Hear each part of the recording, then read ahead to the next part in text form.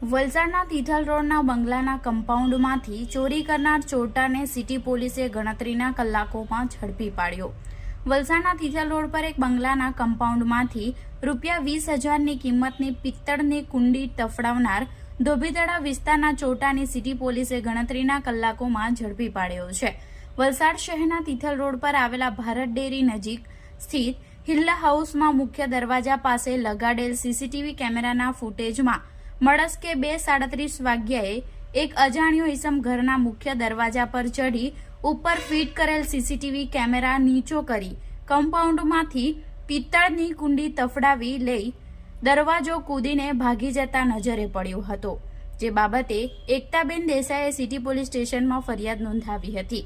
City PI DD પરમારના માર્ગદર્શન હેઠળ સર્વેલન્સ સ્ટાફના પીએસઆઈ ડીએસ પટેલ સહિતની ટીમે સીસીટીવી ફૂટેજ ચેક કરતા ઉપરાંત ખાનગી બાતમીદારોને સક્રિય કર્યા હતા। પોલીસને પિત્તળની કુંડીની ચોરી યોગેશ ઉર્ફે પીતીઓ મયુરભાઈ દેવી પૂજક રહે શિવશક્તિ મોહલ્લો કુમાર ભંગારવાડાની બાજુમાં કબ્રસ્તાન પાછળ ધોબી તળાવે કરી હોવાની ચોક્કસ માહિતી મળતા પોલીસે આરોપીની ધરપકડ કરી છે। પોલીસે ચોરીનો મુદ્દામાલ કબજે લેતા ચોરીનો ભેદ ઉકેલવામાં સિટી પોલીસને ગણતરીના કલાકોમાં સફળતા મળી છે।